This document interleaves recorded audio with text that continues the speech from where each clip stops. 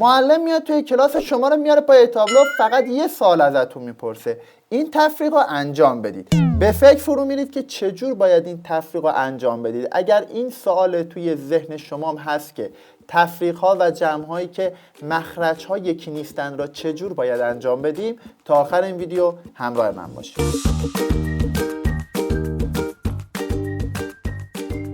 سلام به کلاس چهارمی عزیزم، امیدوارم که حال دلتون خیلی خوب باشه. امروز قراره با هم جمع و تفریق کسرهایی رو یاد بگیریم که مخرج مثل هم ندارن، اما چجور باید انجام بدید. بچه‌ها، من یک نصیحتی میخوام بهتون بکنم که خیلی به دردتون میخوره. شما باید کاری کنید که مخرج ها به بلوغ برسن. اما بلوغ چیه؟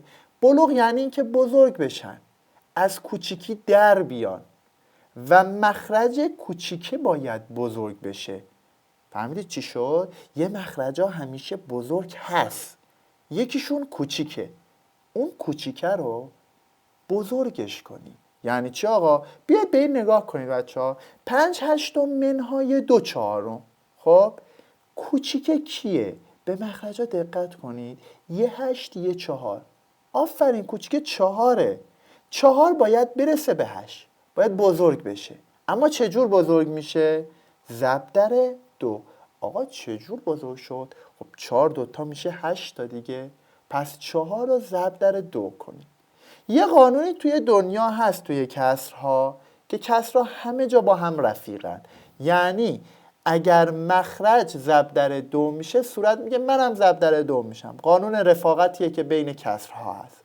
پس هم صورت و هم مخرج ضرب در 2 میشن. حالا فکر کنید هیچی ندارید، از نو بنویسید. یه 5/8 داریم مینویسیمش، یک منها داریم مینویسیمش. این 2/4 هم تغییر کرده. چی شده بچه ها؟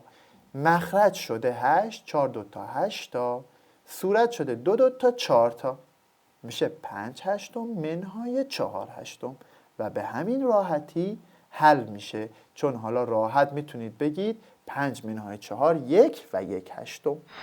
آقا میشه یک مثال دیگه بزنید تا من بهتر یاد بگیرم؟ بله. خب اینجا باید دقت کنید بچه ها. مخرج ها باید به بلوغ برسن، بزرگ بشن. یه 9 داریم و یک 3. کدوم کوچیکن باید بزرگ بشن؟ آفرین، 3 کوچیکتره، باید اون بزرگ بشه. خب 3 چجور بزرگ میشه؟ 3 چند تا میشه؟ 9 تا. 3 3 تا میشه 9 تا. آفرین، پس باید ضرب در 3 بشه. اون دویی هم که بالاست رفیقشه، میگه تو اگر ضرب در 3 میشی منم ضرب در 3 میشم. حالا بریم بنویسیم. یه 8/9 داریم، یک منها یا تفریق داریم و یک کسر جدید داریم. 3 3 تا 9 تا، 2 3 تا 6 تا. از هم که کم کنیم بچه ها میشه چی؟ میشه 2/9. آقا تفریقا رو حل کردید، جمع چجوریه؟ جمع مثل تفریقاست. نگاه کنید. 3 به اضافه 2/5 قراره اینو حل کنیم. خب مخرج ها 5 و 10.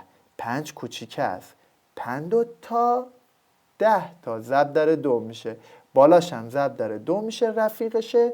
کسرها اینجور میشن 3 به اضافه مخرج 10، 5 دوتا 10 تا، 2 دوتا 4 تا، با هم جمعشون میکنیم میشه 7.